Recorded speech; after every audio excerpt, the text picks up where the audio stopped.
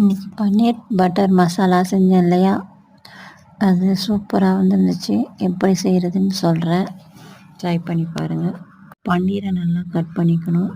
மிளகாத்தூள் 1/2 டீஸ்பூன், மஞ்சள்தூள் 1/4 டீஸ்பூன், உப்பு ஒரு சிட்டிக்கை, அதுக்கப்புறம் இஞ்சி பூண்டு பேஸ்ட்டு ஒரு 1/2 டீஸ்பூன் நல்லா பெரட்டிட்டு தவாவில் வந்து அப்படியே அடுப்பு கம்மியாக வச்சு எண்ணெய் கொஞ்சம் ஊற்றி அப்படியே ஃப்ரை பண்ணிக்கணும்.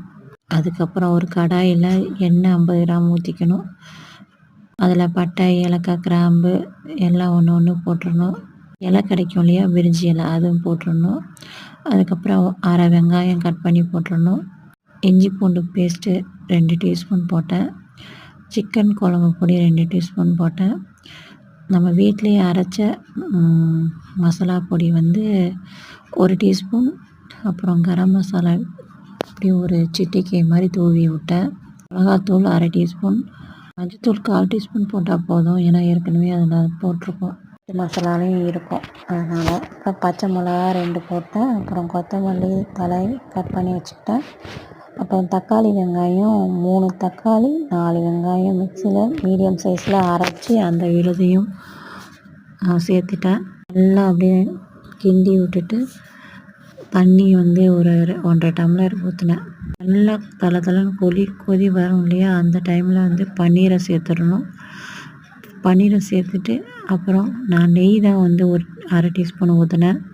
ஏன்னா பட்டர் இல்லைன்னு நினச்சிட்டு, அப்புறம் என் மகன் வந்து பட்டர் இருக்குமான்னு ஒரு டியூப் எடுத்து கட் பண்ணி கொடுத்தாங்க. அதை நான் வந்து கட் பண்ணி 4 பக்கம் போட்டேன். டேஸ்ட் பண்ணி பார்த்துட்டு அதுக்கப்புறம் வேணும்னா எக்ஸ்ட்ரா சேர்த்துக்கலாம். உண்மையிலே சொன்னால் அவ்வளோ வந்து ரொட்டிக்கு அவ்வளோ டேஸ்ட்டாக இருந்தது. கடையில் வாங்குறத விட ரொம்ப டேஸ்ட்டாக இருந்துச்சு. சிக்கன் குழம்பெல்லாம் வந்து அதை விட சிறப்பாக இருந்துச்சு இந்த பன்னீர் பட்டர் மசாலா.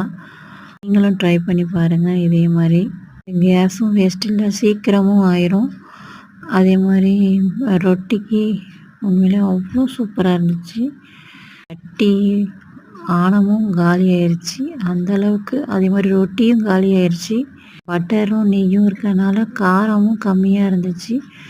நான் எக்ஸ்ட்ரா போட்டுக்கலாம்னு நினச்சேன், ஆனால் எங்கள் வீட்டுக்கு அது போதும். எல்லாருமே வந்து காரம் கம்மியாக சாப்பிடுவாங்க, பையனை தவிர. பையனே சூப்பராக இருக்குமான்ட்டான். ஒன்றும் ரசித்து சாப்பிட்டாங்க. அல்ஹம்துலில்லாஹ். எப்போவும் அப்படி சாப்பிட மாட்டாங்க. கறிக்கு பதிலாக இதை வாங்கிடலாம் இனிமேட்டுன்னு நான் சொல்லிகிட்டு இருந்தேன். ஏன்னா கறியை விட இது அவ்வளோ டேஸ்ட்டாக இருந்துச்சு. பண்ணி பாருங்கள். வீடியோ பிடிச்சா சப்போர்ட் பண்ணுங்கள். லாங் வீடியோ போடணும்னு நினச்சேன், ஆனால் போட முடியல. சப்ஸ்கிரைப் பண்ணுங்கள், கமெண்ட் பண்ணுங்கள். பாய். அஸ்ஸலாமு அலைக்கும்.